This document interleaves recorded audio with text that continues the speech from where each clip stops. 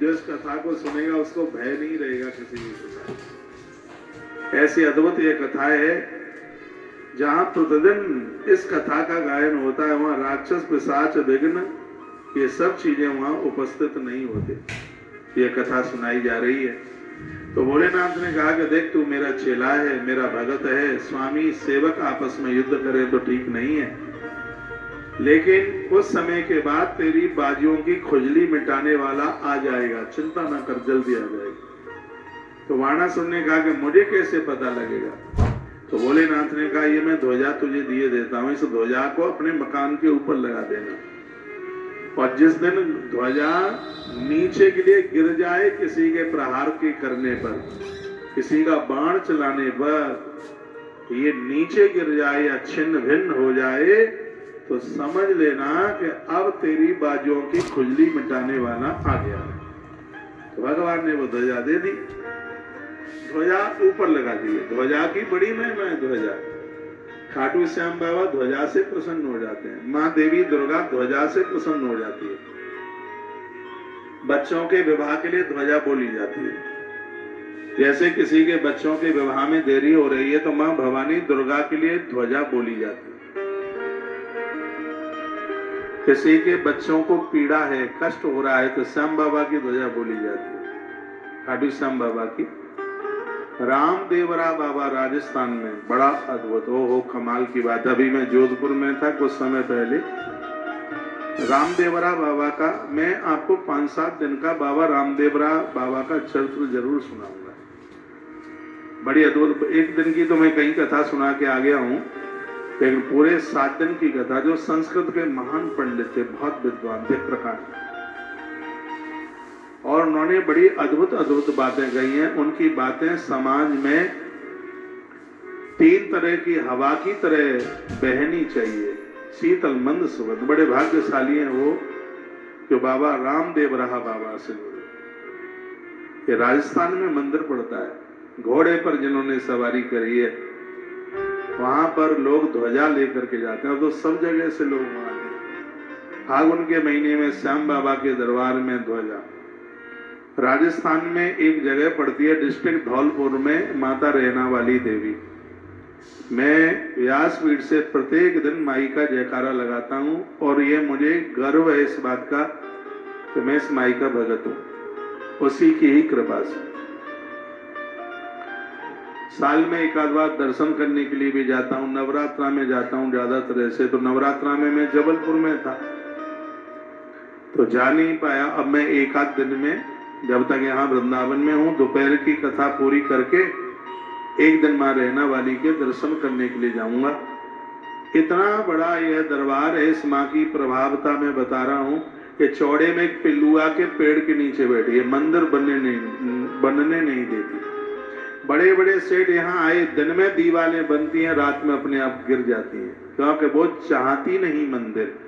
वो कहती है कि मेरे यहाँ मंदिर बनाओगे तो मेरा मंदिर वही है कि बेटियों को आदर करो, उनको वो भक्तों को उसने दर्शन दिया है, का तुम कन्याओं का आदर करोगे तो उसी से मैं प्रसन्न होने वाली हूँ। गर्भ में संतान को मत मारिए, उससे मैं प्रसन्न होने वाली हूँ। तो दुनिया में एक ऐसा अद्भुत मंदिर है, यदि मैं ये कह दूं कि दुनिया के बहुत ज्यादा ध्वजा झंडे यहाँ पर, नेजा यहाँ पर चढ़ते हैं, तो अतिशयोक्ति नहीं होगी। और मैया के दरबार में लोग रोते हुए जाते हैं और ध्वजा बोल करके आते हैं, और जब तक वो साल पूरा नहीं होता तब तक तो उसके घर में खुशियां ही खुशियां लहराती हैं। कि ध्वजा की बड़ी महिमा है। आप अपने घर के ऊपर भी ध्वजा, आप तो नेताओं की झंडियां लगाते हैं, ये बीजेपी वाले हैं, कांग्रेस वाले हैं, लोकदल वाले हैं, फलाने दल वाले हैं, पता नहीं आपको इलेक्शन लड़ना है, क्या करना है आपको। धर्मत ध्वजा लगाइए, धर्मत ध्वजा। महाराज दशरथ के अट्टालिका के ऊपर भी धर्म ध्वजा लगी हुई थी,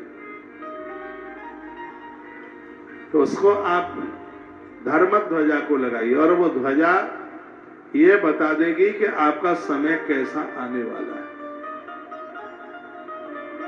तो भगवान शंकर ने ध्वजा दी और कहा इसको अपने महल के ऊपर लगा दे। जब ये छिन्न भिन्न हो जावे तो समझ लेना कि अब तेरी बाजुओं की खुजली मिटाने वाला कोई आ गया है। भगवान शिव ने, भगवान शंकर ने उसको ध्वजा दी और उसने अपने यहां जाकर के लगा दिया। इतने में हुआ क्या, बाणासुर की एक बेटी थी जिसकी कथा का वर्णन है यहां पर। उसका नाम था उषा। बाणासुर की कन्या थी, बेटी थी उषा। पिता की बहुत लाडली थी, बहुत ही ज्यादा प्यारी थी वो। एक दिन स्वप्न में इसने भगवान के प्रपौत्र का दर्शन कर लिया। अनिरुद्ध को सपने में देख लिया इसने। अनिरुद्ध, और देख क्या लिया कि स्वप्न में ही उसको देख करके उसने ये भी प्रतिज्ञा कर ली कि पति के रूप में इसी का वर्ण करूंगी। और स्वप्न की चीज है, बड़ा मुश्किल होता है। इसकी एक सहेली थी, वो राक्षस भिवांडक की बेटी थी, उसका नाम था चित्रलेखा। तो पूरी दुनिया के ही चित्र बनाती थी। दोनों में भारी मित्रता थी, बहुत सहेली खासम खास थी। तो देखा कि इसने, उषा ने पूरे दिन भर तक पानी नहीं पिया और इस संकल्प ले लिया, मैं प्राण छोड़ दूंगी यदि ये मुझे पति के रूप में नहीं मिला। इतनी बड़ी हट कर ली। माताओं का हृदय बड़ा कोमल होता है। ये दुनिया में जितनी माताएं ठगी जाती हैं, पुरुष नहीं ठगे जाते। ये इनकी सहजता, इनकी सरलता है। और आज के समय में तो इतना ज्यादा हो रहा है, स्कूल कॉलेजों में पढ़ने वाली ये बेटियां, यह लोग ऐसे उनका मूड बदल देते हैं कि वो बेटियां माता पिता को छोड़कर अपना जीवन उनके लिए समर्पित कर देती। ऐसे इनसे बेटियों को बहुत सावधान रहना चाहिए। तुम बहुत सहज हो, तुम बहुत कोमल हो। आदमी, पति तमाम गलतियां करने के बाद भी नारी से गलती हो जाए तो ये माफ करने को तैयार नहीं होता, इतना अकड़ू एंटू बनता है। लेकिन इससे गलती हो जाती है, इसकी आंख में आंसू नकली भी आ जाते हैं पति पत्नी के सामने, तो हाल सब कुछ वह भूलने के लिए तैयार हो जाती है। उसका हृदय इतना कोमल है, उसका हृदय इतना सहज है। और इस कोमलता में बहुत देवियां इस धरती की दुख की, कष्टों की शिकार भी बनी है। उनके साथ बहुत छलाव हुआ है, उनके साथ बहुत छल और कपट हुआ है। इसलिए तो मैं कन्याओं को, बेटियों को कहता हूं कि बहुत सावधान। जिनको तुम अपना खास समझ रही हो, जीवन का परिणाम बहुत विपरीत हो सकता है। और मैंने तो यहां तक कह दिया है कि आप सगरे अधिकार भले ही अपने पास रखें, लेकिन अपने विवाह का अधिकार कभी अपने पास मत रखें। यह कन्यादान विवाह तो माँ बाबूजी के ही हाथ में हो। कोई दिक्कत भी होगी तो कम से कम तुम इनको लाना तो दे दोगी कि तुमने ऐसा देखा था। और अपने मन मुताबिक यदि किया तो तुम किसी को बोल भी नहीं सकती। और याद रखना, जो बेटियां मन मुताबिक अपनी शादियां विवाह करती हैं, समाज में, रिश्तेदारों में उनकी इज्जत नहीं रहती। यदि कहीं किसी शादी वगैरह में वो जाती में तो लोग घूर घूर करके देखते हैं, देखो केशव की बेटी ने नाक कटा दी, ये वो ही आई है, गर्दन उठा के चल रही है, इसको शर्म नहीं लगी। ऐसा नहीं है किसी को हथियार से मारो तब ही मौत है। शर्मदार व्यक्ति के लिए तो कोई बात भी समान कह दे तो मृत्यु से ज्यादा है उसके लिए। अब वो रात्रि में, हरिवंश पुराण में वर्णन है कि रात्रि में उसने सपन में भगवान कृष्ण के प्रपौत्र अनिरुद्ध को देख लिया, पानी नहीं पिया थे। पिता को तो कुछ मालूम ही नहीं है। सहेली ने पूछा, एक सहेली है जिसको सब मन की बातें बता दी जाती है। भिवांडक की बेटी थी, नाम था उसका चित्रलेखा। चित्रलेखा ने पूछा, बहन क्या बात है? तो उसने कहा कि ऐसे ऐसे मैंने रात्रि को स्वप्न में किसी को देखा है, मैंने तो सौगंध खाई है कि विवाह उसी के साथ करना है। इस कथा में लिखा है, अपुत्रो लभते पुत्रम कन्या बिंदत सतपतिम गुरुबड़ी सुनते यातु वरम पुत्रम प्रसूयते। जो ये कथा सुन रहे हैं, इसका मातम लिखा अपुत्रो लभते पुत्रम। इस कथा को सुनकर जिसको संतान नहीं है उसको संतान मिलेगी। इस कथा की फलश्रुति है। जिस कन्या के विवाह में अवरोधकता आ रही है उस कन्या के विवाह में योग्य वर मिलेगा। इस कथा की जो महिमा है वो बताई जा रही है। गुरबड़ी सुनते यातु, जो इस कथा को सुनेंगे, जिनके जीवन में कोई गुरु भी नहीं है तो अच्छे गुरु से उनकी मुलाकात होगी। बरम पुत्रम प्रसूयते, इस कथा को सुन करके जिनके बच्चे भी हैं, इस कथा को जो माता पिता सुनेंगे उनके बच्चे श्रेष्ठ हो जाएंगे, उनके अंदर कोई दुर्गुण नहीं रहेगा। ये इस कथा की इतनी बड़ी महिमा है जो आप श्री हरवंश पुराण का चरित्र सुन रहे हैं। हरवंश पुराण की कथाएं आप सुन रहे हैं, बहुत आनंद देने वाली है कथा। चित्रलेखा ने कहा, बहन मैं कुछ चित्र बनाती हूँ। सूर्यवंश के सगरे राजा राजकुमारों के चित्र बनाए चित्रलेखा, लेकिन जिसने अपना वर स्वप्न में देखा है उनमें तो कोई था नहीं।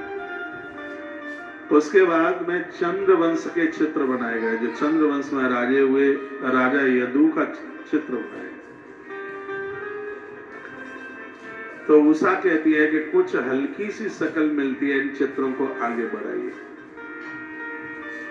तत्पश्चात इसी वंश में आगे जन्म लेने वाले श्री वसुदेव जी महाराज का चित्र बनाया। थोड़ी आपस में मुलाकात करती है, खानदान की छवि उतर के आती ही है।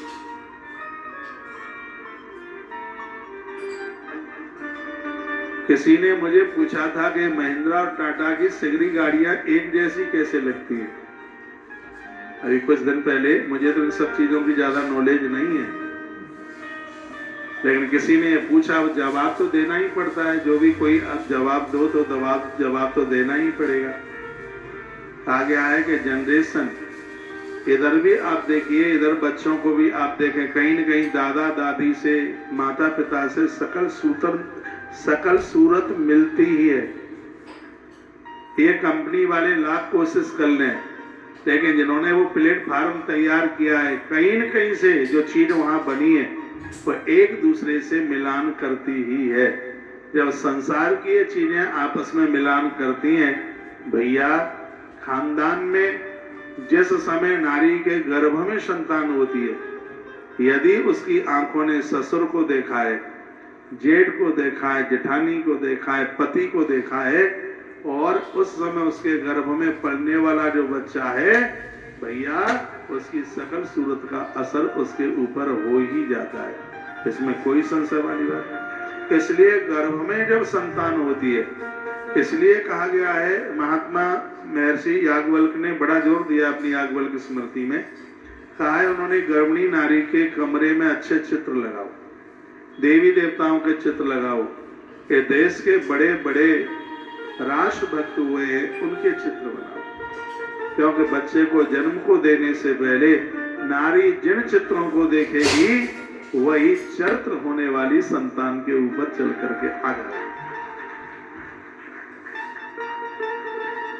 तत्पश्चात वसुदेव जी महाराज का चित्र और उसके बाद में भगवान श्री कृष्ण की तस्वीर बनाई गई। रो पड़ी, आंख में आंसू आ गए उषा के। उषा ने कहा कि मेरा समाधान यही छपा है, बिल्कुल सकल कुछ ज्यादा ही मिल रही है। तत्पश्चात भगवान श्री कृष्ण के पुत्र प्रद्युम्न का चित्र बनाया, चरण पकड़ लिए सहेली के, कहा जाना नहीं है, अब पता लगेगा कि मेरा पति कौन, जिसको मैंने रात को स्वप्न में देखा। जैसे ही प्रद्युम्न के पुत्र अनिरुद्ध का चित्र बनाया, पछाड़ खा करके उषा गिर पड़ी, कहने लगी, बहन बिल्कुल यही है, यही है, ये मुझे कैसे मिले, इसके लिए कुछ व्यवस्था की जाए, कुछ किया जाए।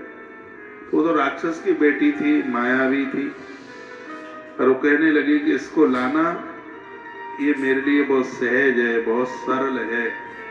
रात्रि को चित्रलेखा मायावी रूप धारण करते हुए द्वारका में प्रवेश कर गई। भगवान द्वारकाधीश के प्रपौत्र के कक्ष में घुस गई, प्रवेश कर गई चित्रलेखा, और बोरे बिस्तर सहित, चारपाई पलंग सहित, खटिया के सहित ही सोते हुए अनिरुद्ध को उसने उठा लिया और ला करके अब ऐसी नींद चाहिए कि बोरी बिस्तर के सहित ही कोई उठा के ले जाए और पता ही नहीं लगे। और बहुत लोग तो ऐसे ही सोते हैं, सोएंगे तो आवाज ऐसे बने खुर खुर खर्राटे की आवाज, लगता है 125 किलोवाट का जनरेटर खोपरिया के ऊपर चल रहा है। ना सोएंगे ना सोने देंगे, ये बीमारी है। जिनका पेट में भोजन नहीं पचता उन्हें खर्राटे की आवाज आती है, जिनके पेट में बादी है। हाँ, ये खर्राटे की आवाज चमड़ी बढ़ा देगी, श्वासें लेने में दिक्कत हो जाएगी। जिनको ऐसे खुरखुर खर्राटे की आवाज आती है, रात्रि को कभी भी जूठे मुंह से न सोएं। मैंने पूर्व में बोला है, पेट में भोजन पचे, थोड़ा अजवाइन काला नमक लेकर के सोएं या भुना हुआ चना गुड़ के साथ लेकर के सोएं। यह बीमारी खत्म हो जाएगी कुछ ही दिनों में। जो खुर खुर खुर खुर खर्राटे की आवाज बढ़ती है, बहुत लोग तो चलते चलते ही सो लेते हैं, चलते चलते ही खर्राटे बढ़ते हैं। ऐसी नींद के बोरी बिस्तर के सहित ही कोई उठा के ले जाए। जागृत होकर के सोइए, पाम की पैचर पर आप खड़े हो जाए। अनिरुद्ध जी महाराज को उठा लिया गया बोरे बिस्तर के सहित, चित्रलेखा ने उषा के कच्छ में लाके उतार दिया। उषा ने देखा, अनिरुद्ध ने कहा ये हम कहाँ गए? वो कहती है अच्छी जगह आ गए, जहां जरूरत थी वहीं तुम आ गए। कई दिन हो गए थे इनको उषा के कच्छ में, श्री अनिरुद्ध को कई दिन हो गए थे। एक दिन किसी व्यक्ति ने जो दूध देने के लिए आया था, उसने किसी पुरुष को राजकुमारी के कच्छ में देखा, तो उसने बाणासुर को जाके शिकायत करी, कहा हमने तुम्हारी बेटी के कच्छ में किसी पराये पुरुष को देखा। बाणासुर जी आए, अनिरुद्ध को पता चला और वो पीछे कहीं जाकर के छिप गए, किसी वस्त्र कपड़े पर्दे के पीछे छिपे हो। कहा बेटी हमने ऐसा सुना है तेरे कमरे में कोई बाह्य पुरुष है। बेटी ने कहा कभी मैं अकेली बाजार नहीं गई और आप मेरे ऊपर इतना संशय कर रहे। बच्चों को आप कहोगे तो बच्चा यही जवाब देंगे। बच्चे बात बनाने में बड़े माहिर होते हैं, बहुत आगे होते हैं। पर एक बार तो ऐसा लगता है कि हम ही गलत थे और ये बच्चे तो बिल्कुल सही है। लाख डांटना कोशिश करना, मन सहेंगे नहीं बात को, और इस तरीके से तुम्हारे माथे पर छा जाएंगे। एक बार आपको भी सोचना पड़ेगा कि गलती तो हमारी थी, बच्चे अपने आप में बिल्कुल सही है, लेकिन इसके कुछ विपरीत ही होता है। क्या कहा उसने, मैं तो कभी अकेली ही नहीं जाती बाहर और आप मेरे ऊपर इतनी बड़ी शंका, इतनी बड़ी आप संशय करते हैं। मैं कहूंगा कि जिन माता पिता का ध्यान बच्चों के ऊपर नहीं होगा वो हाथ मुट्ठी से बाहर चले जाएंगे।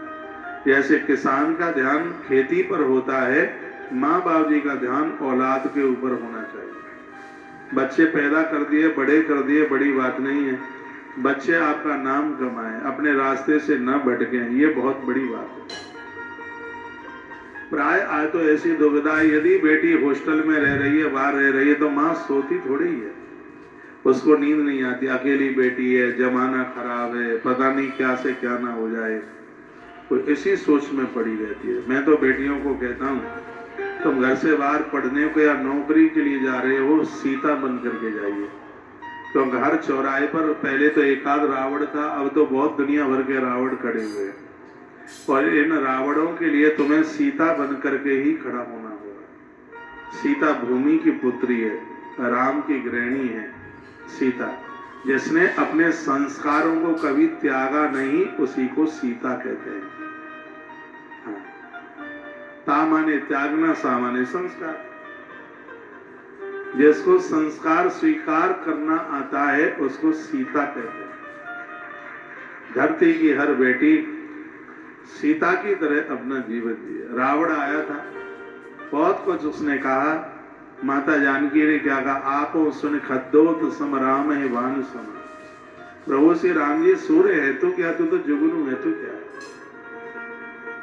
मैं निवेदन करना चाहूंगा, जो बेटियां अपने कन्या धर्म के साथ ससुराल जाती हैं, कई पन्ने भरे हुए हैं उसकी महिमा के लिए। कहा जाता है कि जिन बेटियों का कन्या धर्म सुरक्षित है, ऐसी बेटियों के हाथ का भोजन उसकी ससुराल में प्रत्येक दिन पितर और देवता प्रत्येक दिन धरती पर उतर गया। जिस बेटी का कन्या धर्म सुरक्षित है, ऐसे माता पिता को ही कन्या दान करने का फल प्राप्त होता है। अब कुछ बातें ऐसी हैं, मैं यहाँ से नहीं बोल सकता, क्या करूं, मेरे लिए भी बड़ी दुविधा है। मेरी इस बात को रिकॉर्ड करके दुनिया में फैलाई जाए ये बात। जिन बेटियों का कन्या धर्म सुरक्षित है, उन्हीं के माता पिता को कन्या दान करने का फल प्राप्त होता है। ग्रंथों की बात को आप इर्द गिर्द नहीं कर सकते। ये ग्रंथों में चुटकुले नहीं है, ये कहानियां नहीं है। इसलिए पहले शादियां जल्दी होती थी, बच्चों को समझदारी भी नहीं हो पाती थी। उससे पहले बच्चों को गृह सूत्र में बांध दिया जाता था। बेटी के लिए इससे बड़ा कोई धर्म ही नहीं है, जो कि उसका कन्या धर्म है। उसके शरीर को कोई हाथ नहीं लगा सकता।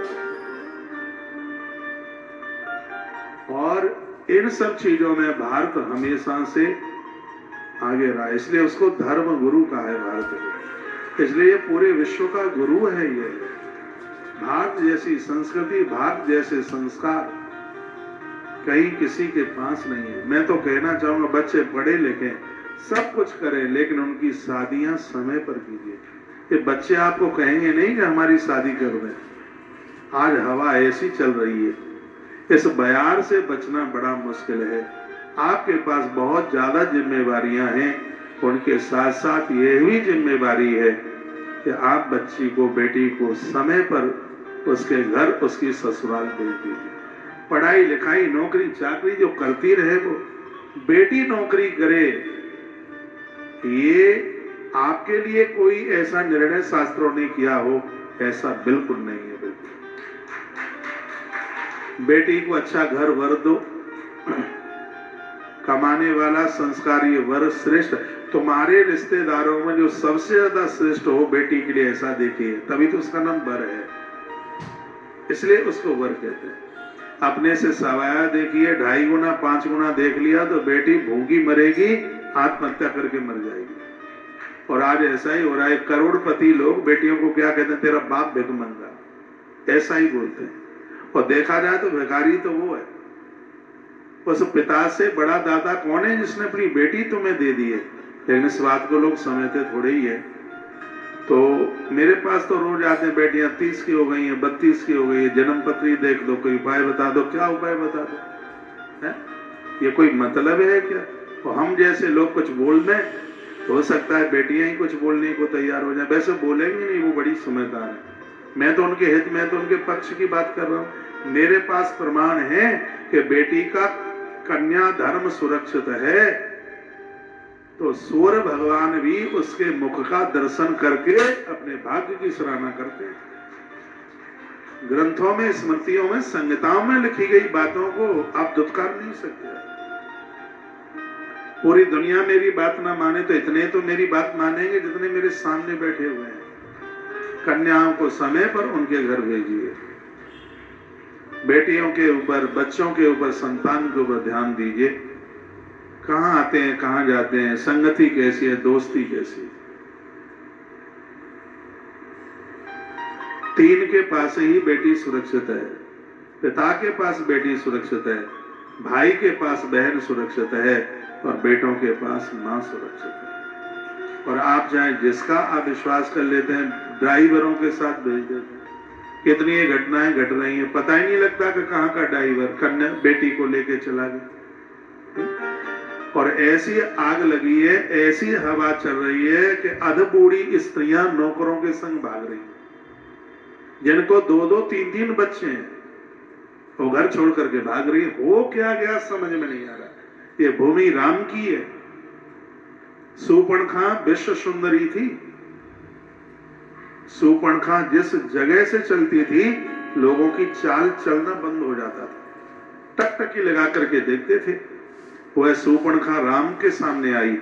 प्रभु राम ने कहा, हम रघुवंशी हैं, जो हमसे बड़ी है वो हमारी माँ है, हमारे बराबर की वो हमारी बहन है, हमसे जो छोटी है वो हमारी बेटी है। कोई राम ऐसे ही थोड़े बन जाएगा। जिस राम की आरतियां उतरती हैं, जिनकी पूजा होती है, वो राम ऐसे ही कोई राम नहीं बन गए। राम के जीवन में संस्कार है, राम के जीवन में त्याग है, राम के जीवन में पौरुषत्व है। जानकी बनी है, राम बनी है, तो ही जीवन खुशहालता से जिए। कोई ये भी कह दे, अगल बगल की कोई चाची कह दे कि तुम्हारी बेटी को हमने वहां देखा, तो बेटी को नहीं डांटेंगे, बगल वाली चाची से लड़ने को तैयार हो जाएंगे। और देखो, बोल भी नहीं सकते। उसने कहीं कुछ ऐसा देख लिया हो, कुछ कह दे तो उस बेचारी की खैर नहीं है। तो अब लोगों ने कहना ही बंद कर दिया है। आप क्या समझते हैं, बेटियों का जन्म क्यों अच्छा नहीं लगता? इसलिए उनके विवाह में पैसा खर्च होगा? नहीं, इसलिए नहीं। बेटियों के जन्म पर ज्यादा खुश इसलिए नहीं होती क्योंकि बेटियों ने यदि गलत रास्ते का चुनाव कर लिया तो पूरा खानदान नकटा हो जाएगा, मुंह पे नाक नहीं रहेगी। आप सुने घर में बेटी छोड़ के आ जाइए और यात्रा के लिए निकल पड़िए, आपका मन नहीं लगेगा यात्रा। लोथड़ा कहीं होगा, दिमाग तो वहीं होगा। बेटी अकेली है घर में, सुनिए पता नहीं क्या होगा। और बेटे को छोड़ दीजिए, आपको कोई टेंशन नहीं होता। क्यों नहीं होता? इसलिए नहीं होता क्योंकि बेटियां दूसरे घर की अमानत है। ओमकारेश्वर में नीचे मां नर्मदा बहती है। तो मैं नहा धो करके तैयार भगवान की पूजा कर रहा था, किसी व्यक्ति ने कुर्ता उतार के मेरे पास रख दिया।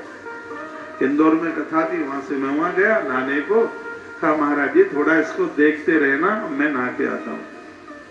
मेरा पूजा में जप में मन नहीं लगा, मैं यही देख रहा था कुर्ता कोई उठा के तो नहीं ले गया।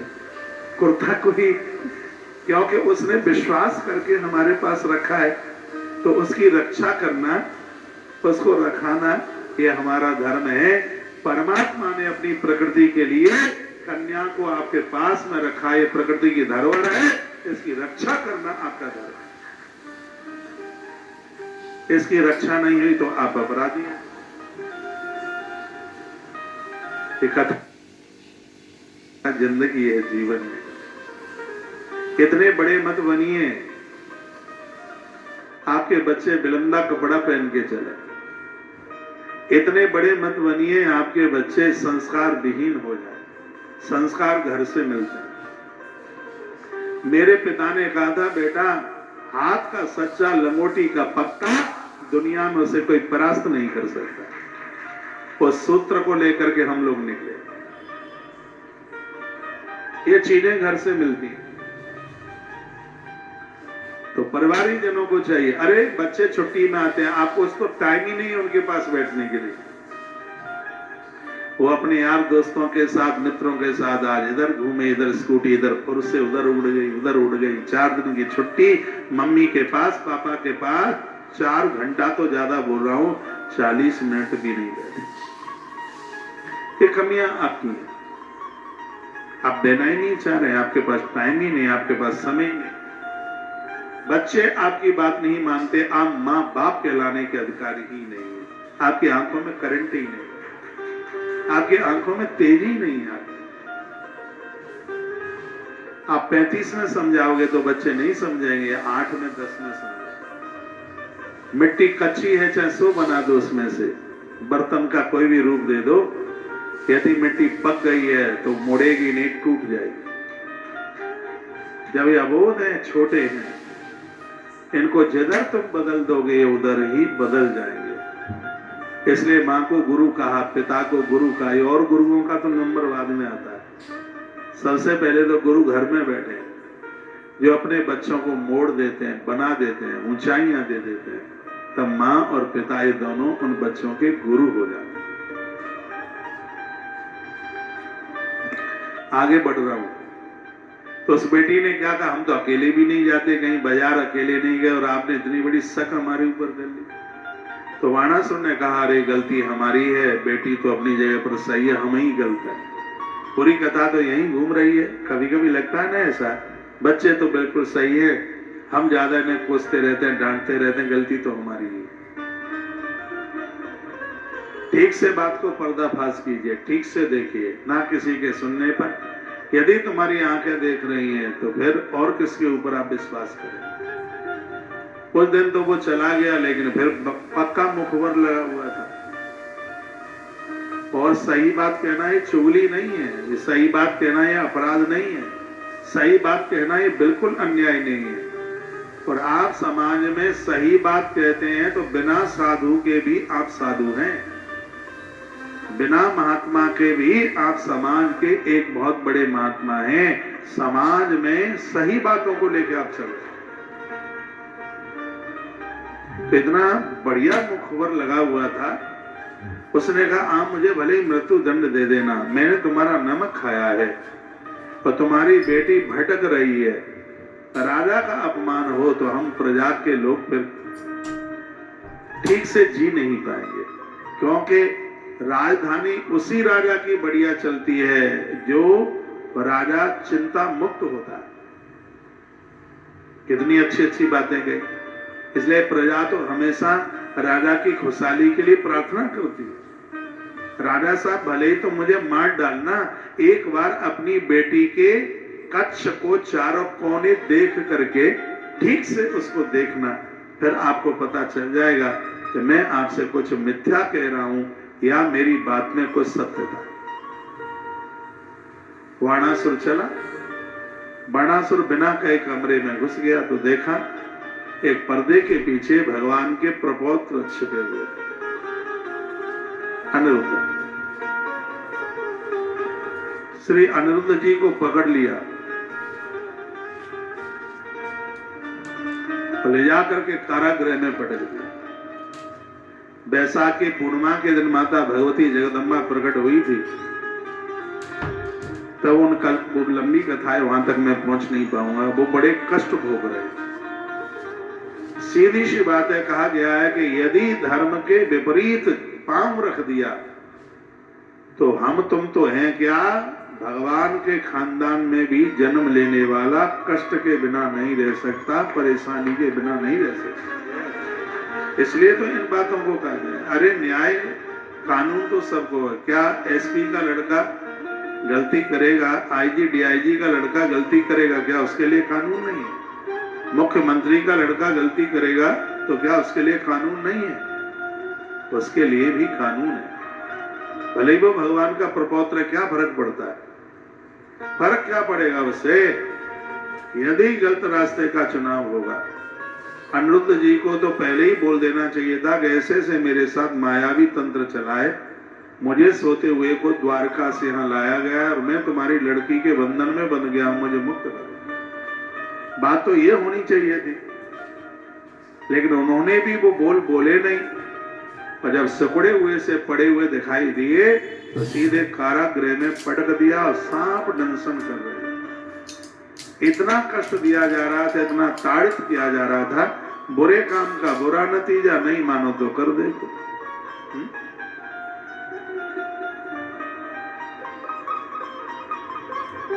ऐसा जीवन कभी भी न हो जो प्रकृति के बिल्कुल विपरीत हो, कोई भी ऐसा नहीं। अब देवर्षि नारद जी को लगा कि भगवान का प्रपौत्र और बहुत बड़ा भारी कष्ट भोग रहा है, इसके लिए मैं कुछ करूं। तो देवर्षि नारद जी अपनी बीड़ा बजाते हुए, 2 से थोड़ा ज्यादा बज गया, कथा लेट शुरू हुई है, मेरी वजह से हो नहीं पाती है। अब आप भक्त लोग उस समय आते हैं, पहुंचते हैं और मिलने के हिसाब से भी आते हैं, तो फिर मुझे मिलने में ही टाइम लग गया। मैं सुबह का ही सबसे ही मुलाकात कर ही रहा था और फिर आप इतनी दूर से आए और हम ऊंट की तरह मूड़ा उठा करके चले, तो आप भी कहोगे कि टीवी में तो बड़े सीधे लगते हैं, लेकिन यहाँ बड़े घमंडी है। बिना बोले तो आप भी नहीं मानेंगे। तो उधर थोड़ा लेट हुआ हूं तो इधर थोड़ी लेट से कथा छोड़ दूंगा। आज शाम को 7 बजे भगवान की बारात में सब सादर आमंत्रित हैं। घराती बनकर, बाराती बनकर कैसे भी आप पधारिए। भगवान की अद्भुत बारात आवेगी। तुलसी मां का विवाह है, सालराम भगवान का विवाह है। आज वैकुंठ चतुर्दशी है। आज का दिन बड़ा अद्भुत है। 7 बजे से लेकर के 10 बजे तक का यह अद्भुत मांगलिक कार्यक्रम है। एक विधि के साथ, एक रीति रिवाज के साथ में, और यह विवाह संपन्न होगा। सच में वो भक्त बड़े भाग्यशाली हैं जो जजमान बन करके सालराम भगवान और माता तुलसी के विवाह में आज अपनी उपस्थिति दिखाएं। हो सके तो वो दिन भर भोजन न करें। शाम को 7 बजे जब पूरा 10 बजे जब कार्यक्रम पूरा हो जाए उसके बाद भोजन ले लें, क्योंकि कन्यादान किया जाता है तो कन्यादान करने वाले लोग अन्न नहीं खाते। यदि खा लिया है तो कोई बात नहीं है, यदि नहीं खाया है तो कोई फलियार फल वगैरह ले लेना, अन्न मत खाना। जिनकी बेटियां विवाह के लायक हो रही हैं, मैं पहले से ही बोल दूं, जिनको बेटियों का कन्याओं का कन्यादान करना होता है वो कन्यादान बिना अन्न खाए ही होता है। बिना अन्न खाए कन्यादान होता है। तो आज का दिन बड़ा दिव्य है, बड़ा बढ़िया। आप भी माई के कन्यादान में अपने सहयोग के हाथ इसलिए बढ़ाना, तो आज के विवाह में जो भी सहयोग राशि आवेगी गौ माता को एक नया ट्रैक्टर समर्पित किया जा रहा है। वो भी गैया मैया के काम में ही लगने वाला है। जिन लोगों को मैं सुबह मिल लिया हूँ वो औरों का भी नंबर आने दें, ठीक है? क्योंकि हॉल से मेरा आवाज दूर तो है नहीं, बस वहाँ बैठे यहाँ बैठे वहाँ बैठे यहाँ बैठे पूरे दिन आप हरदम आपके वार्ड में झांकते ही रहते हैं। अब कितनी भीड़ है, एक एक माई को तो दिन में 10-10 बार मिलता हूँ। मैंने आज बोला भी था, मैया 3 बार तो तुम मिल गई, चौथी बार आई हो। कहा कि मन भरता नहीं है, लगता है यहीं बैठे रहे। तो मैंने कहा तो बहुत दूर से लोग आ रहे हैं, उनको भी थोड़ा सा टाइम मिल जाए। तो जो रुके हैं उनको तो आगे पीछे में मिलू लूंगा, जो बाहर से आए हैं जिनको आज ही जाना है कथा के तत्काल सबसे पहले मैं उन्हीं को मिलूंगा। यदि मुझसे आपका कोई समाधान होता है तो ये भाग्य मेरा है कि मैं कहीं किसी के काम आए। कल का दिन बड़ा अद्भुत है। कल कार्तिक पूर्णिमा है, कल देव दिवाली है। खूब दिए जलाओ, 15 जलाओ, 25 जलाओ, 30, 35, 50, 108 जो भी जितना आप जला सकें। कल देवताओं की दिवाली है, जिसे देव दिवाली कहते। कई वीडियो डाले हैं हमने, आप तुलसी तपोवन यूट्यूब चैनल और इन सब में आप उनको सुन सकते हैं। इस आयोजन में हम भगवान श्री कृष्ण को तो विस्तार से तो उनका जन्म नहीं मना पाए। अब भागवत की कथा होती तो हम नंद महोत्सव मना भी लेते। अब इस कथा में मनाते तो ये लगता कि कथा हरिवंश पुराण की हो रही है कि भागवत जी की हो रही है। और हमारी कथाओं का एक सिद्धांत है, वो ये है कि जिस भी किसी ग्रंथ की कथा हो उसके ऊपर वही देवता हावी होता है, औरा वही बन जाता है। तो कथाएं तो इस भागवत जी की ऐसी बहुत कथाएं जो हरिवंश पुराण में और भागवत जी में भी है, लेकिन उन कथाओं को मैंने यहाँ से कोई रिपीट नहीं किया, क्योंकि जिस ग्रंथ की कथा सुन रहे हैं तो ये लगे कि ये कथा बिल्कुल उसी ग्रंथ की चल रही है। तो एक भजन गा करके बस ठीक पूजा करे लेते हैं कि हमने भगवान का कृष्ण जन्म भी मना लिया है। आइए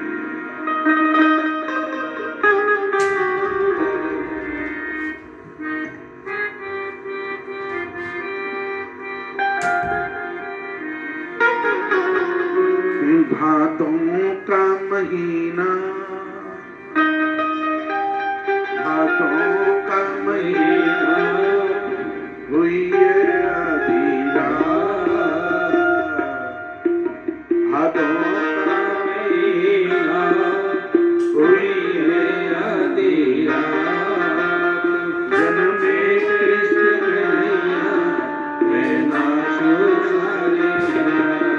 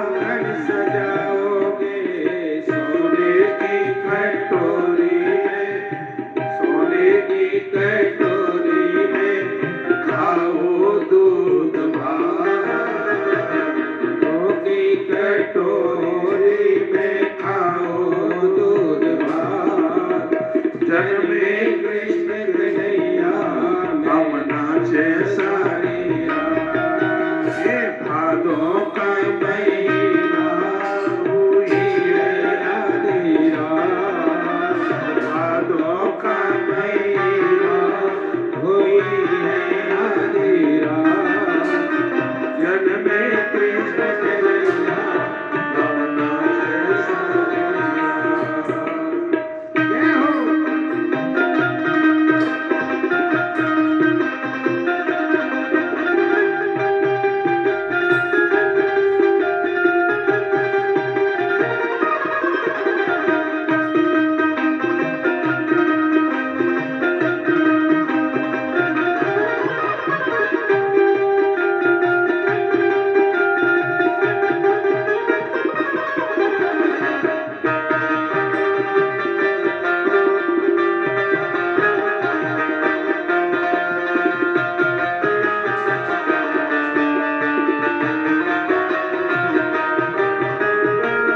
गोकुल की गलियों में आज खुशी छाई है, गोकुल की गलियों में आज खुशी छाई है।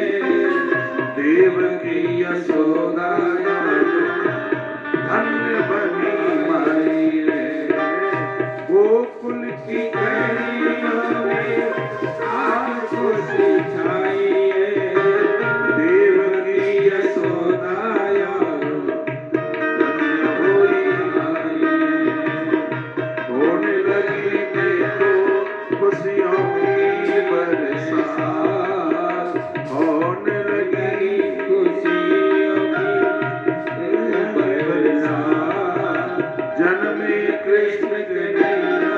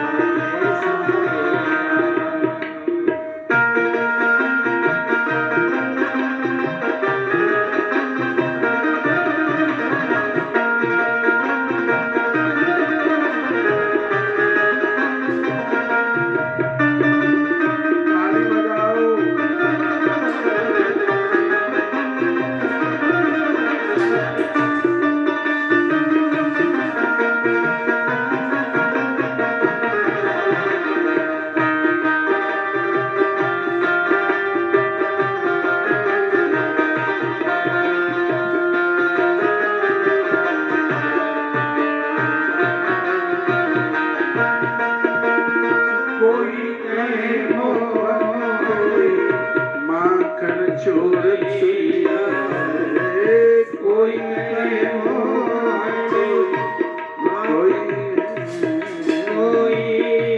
माखन चुरैया।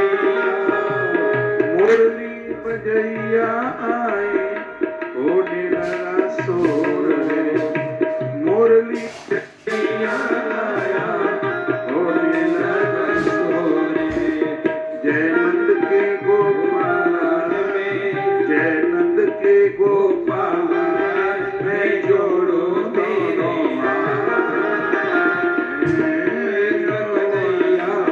में नाचो सारी रात। जन्मे कृष्ण के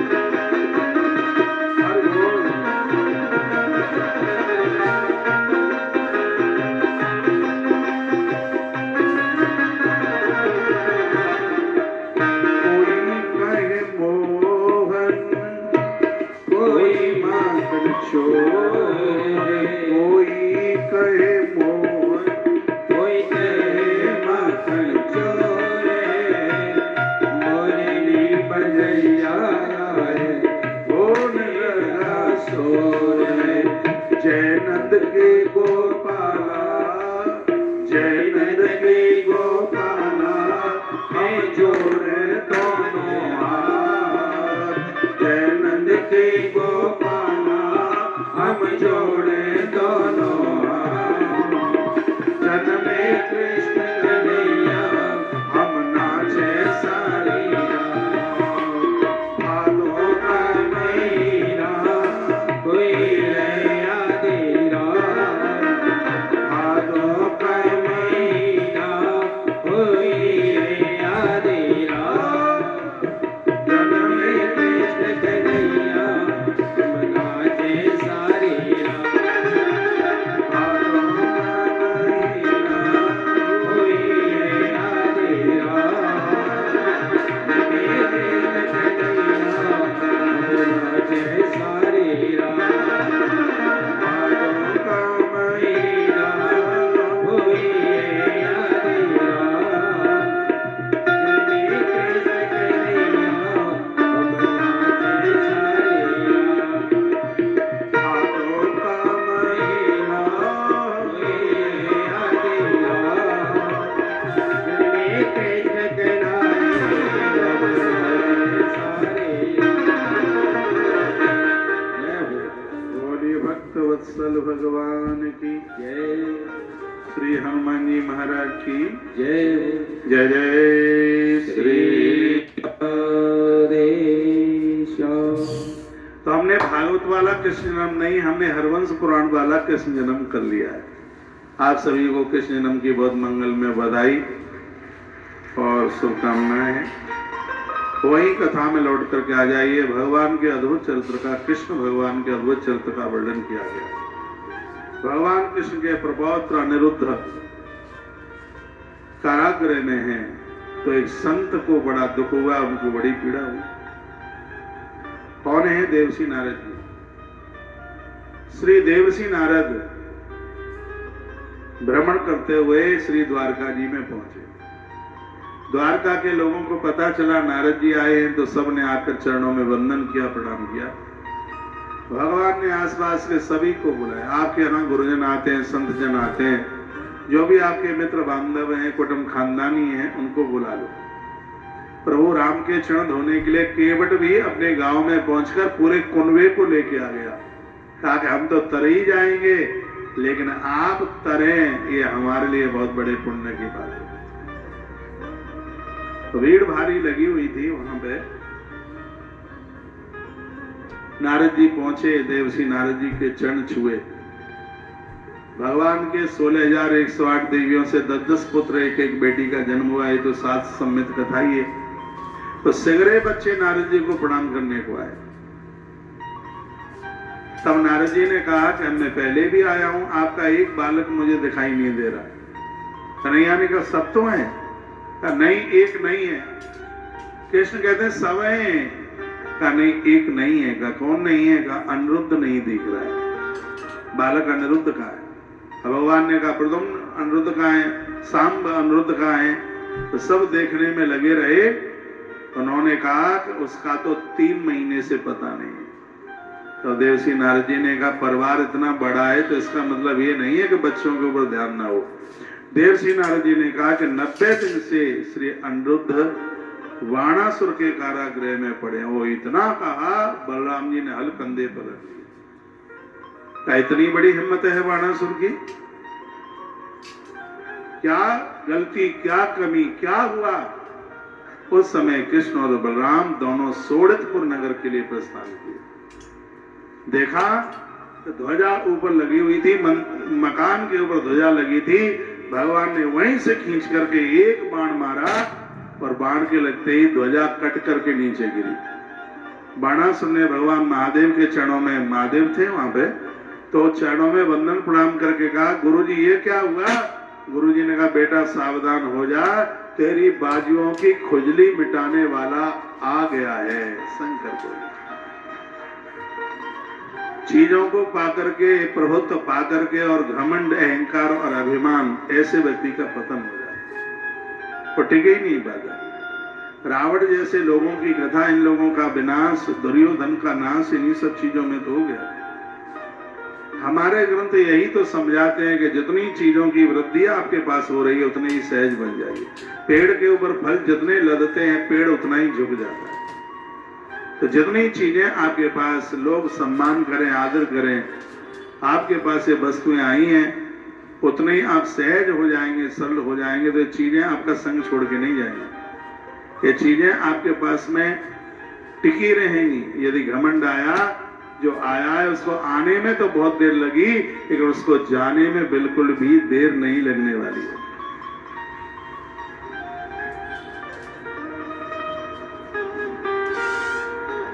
एक बार जयकारा लगाइए, बोलवा के बिहारी लाल की जय। श्री हनुमंत बलवंत महाराज की जय। जय जय श्री राधे।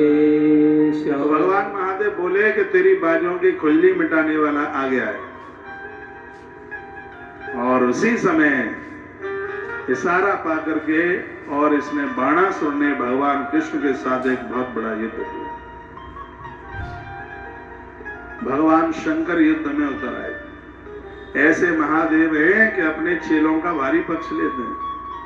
शंकर जैसा तो है, ऐसा निराला कोई देखा ही नहीं, भगवान नहीं देखा, अद्भुत है।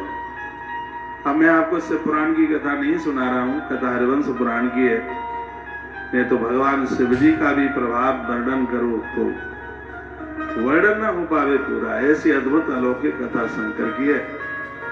भगवान शंकर के भक्त के साथ कोई युद्ध करे तो वो अपने भक्त की तरफ से युद्ध करने के लिए आ जाते हैं। फिर आप कहोगे तो रावण भी तो उनका भक्त था, तो रावण के संग भगवान महादेव क्यों नहीं उतर के आए? उसमें प्रभु राम जी ने कमाल कर दिया। राम जी स्थापना समुद्र के किनारे कर दी, जल चढ़ाया, लक्ष्मण पानी जल लेकर के आए। जैसे ही चढ़ाया तो बालू की पिंडी में से महादेव प्रकट हो गए। बहुत बड़ी कथा है वो, जहां जितनी जरूरत है उतनी ही मैं बोल रहा हूं। नाम तो रामेश्वर हुआ, सबको पता है। भगवान ने कहा, राम जी ने कहा था, भोलेनाथ प्रभु जीवन भर जब से सुध संभाली है आपका अभिषेक करता रहा हूं, आज आपसे कुछ चाहिए। भोले बाबा ने कहा, मांगो, क्या चाहिए? कहा, मैं आपके चेले को जीतने के लिए जा रहा हूं, रावण के ऊपर विजय प्राप्त करने के लिए जा रहा हूं, और मुझे पता है कि तुम चेलों की तरफ से आकर के युद्ध करते हो। मांग ये दे दो कि मैं जब तक युद्ध न जीत जाऊं तब तक यहीं समुद्र के किनारे ही बैठना है, आपको यहां से जाना नहीं। भगवान महादेव गदगद हो गए, का युद्ध जीत जाओगे तब तक नहीं, अब तो मैं हमेशा हमेशा के लिए इस स्थान पर बैठूंगा। नाम रामेश्वर हुआ है, रामनाथ हुआ है, बड़े अद्भुत नाम। तो कहने का मतलब है कि ऐसे भगवान शिव हैं जो अपने भक्तों को कभी अकेला नहीं छोड़ते, ऐसे श्री शिव जी हैं। तो भगवान शंकर बाणासुर की तरफ से युद्ध करने के लिए और कृष्ण का सामना करने को आ गए। बाण चल रहे थे तीखे तीखे। शंकर जी जब आए, शंकर तो काल का देवता है, महादेव को कौन जीतेगा?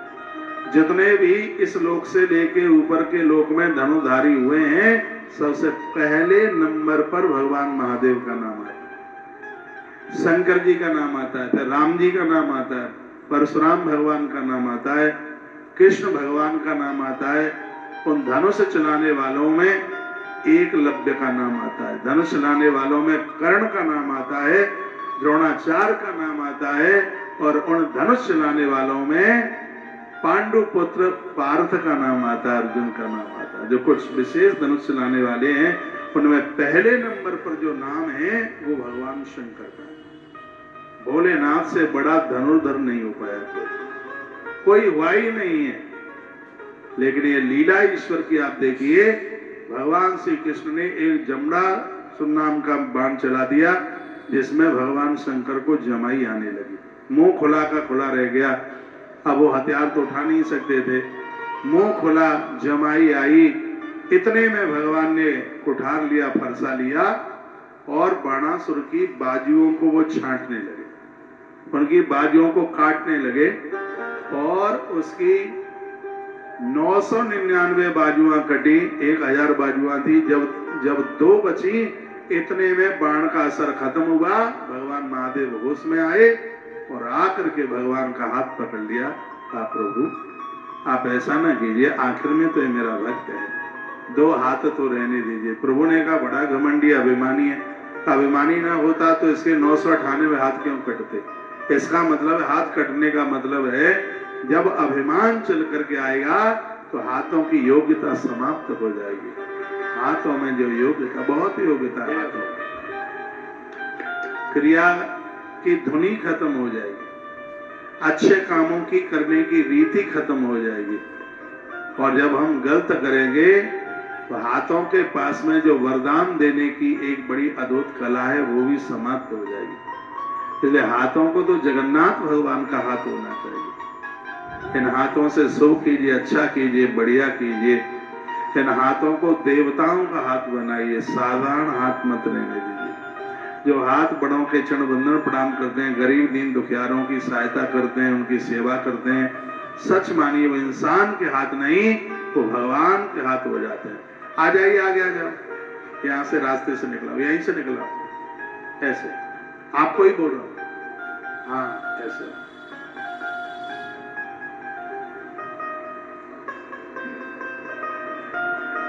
तो भगवान महादेव बोले कि इसके अब 2 हाथ छोड़ दीजिए। प्रभु ने कहा इतना बड़ा अभिमानी, जिसने तुम्हारी भी बात नहीं मानी, इतना बड़ा अहंकारी, और हमारे प्रपौत्र को इसने कारागृह में पटक दिया। उस समय बाणासुर ने भगवान की बड़ी स्तुति करी है। ग्रंथों में वर्णन है कि अनिरुद्ध का अपहरण किया गया, लेकिन अनिरुद्ध भगवान का वंशधर है। ग्रंथों में लिखा है, ये कथाएं सुनकर के ऐसा ना कोई युवा बच्चे समझ लें कि उषा और अनिरुद्ध ने ऐसा किया तो हम क्यों ना करें। ये तो एक घटना घटी थी। वर्णन किया गया है कि अनिरुद्ध अपने पिता देवताओं की, महादेव की दृष्टि में बिल्कुल पवित्र थे, और आखिर में इस पूरे कार्य में विजय थी वो अनिरुद्ध और उषा की, क्योंकि पहले की मान मर्यादाएं थी। जब तक विवाह संस्कार अग्नि के सामने फेरे नहीं पड़ जाते तब तक स्त्री पुरुष एक दूसरे को अपना शरीर नहीं देते, ऐसा हमारे ग्रंथों में लिखा है। तब बाणासुर ने अपनी गलती का एहसास किया और बड़े हर्ष और उल्लास के साथ विश्वकर्मा जी ने आके मंडप बनाया। अग्नि की साक्षी में उषा का विवाह भगवान के प्रपौत्र अनिरुद्ध के साथ। महात्मा वैशंपायन कहते हैं, तत्पश्चात आगे वंश वृद्धि हुई है। जो इस कथा को सुनेंगे उस परिवार की वंश बेल नहीं रुकेगी, ऐसा महात्मा वैशंपायन कहते हैं। ये कृष्ण की कथा है, कृष्ण का नाम लेने से कुनवा बढ़ता है। जो कृष्ण की शरण में आएगा उनके बच्चों की संख्या कभी घटेगी नहीं, ऐसा इसी ग्रंथ में लिखा। उनके परिवार की संख्या नहीं घटेगी जो कृष्ण की शरण में आएगा। माता कुंती कृष्ण की शरण में थी, गंधारी के कितने भी खत्म हो गए लेकिन माता कुंती का कम नहीं हुआ, वो 5 के 5 ही गए। कृष्ण की बड़ी लीला है। आज सब अपने घर में भगवान गोविंद का पूजन कीजिए, भगवान श्री कृष्ण की आराधना कीजिए। कृष्ण को पूजने से बेटियों को अच्छे घर और वर की प्राप्ति होती है। स्वागिल माताएं कृष्ण को पूजती हैं, उनके पति की उम्र बढ़ती है, आयुष बढ़ता है, घर का माहौल बहुत अच्छा होता है। सबसे बड़ी बात होती है कृष्ण की पूजा करने से घर में प्रेम का साम्राज्य होता है। आज इतना सा ही है, कल फिर और ज्यादा सुनेंगे। आनंद बहुत हो रहा है, आनंद में तो कोई कमी नहीं है, बहुत आनंद हो रहा है। शाम की भी कुछ तैयारी करेंगे क्योंकि भगवान की शादी है। यहाँ बगल में गार्डन बुक किया है, पता नहीं इधर इधर जहाँ भी होगा, पास में ही होगा। बारात जैसे लौट करके आएगी तो सबका भोजन प्रसाद वहीं होगा। आपने दुनियादारी के विवाह तो बहुत किए, एक बार देखिए कि भगवान का विवाह कैसे होता है। ये आंखें धन्य धन्य हो जाती हैं। नयन पंचदश अति प्रिय लागे, रामायण में एक चौपाई आती है। एक देवता ने कहा कि मेरी 15 आंखें धन्य धन्य हो गई। कैसे हो गई? क्योंकि आज हमने प्रभु राम को दूल्हा बने हुए देख लिया है। 15 आंख वाला कौन था? भगवान महादेव।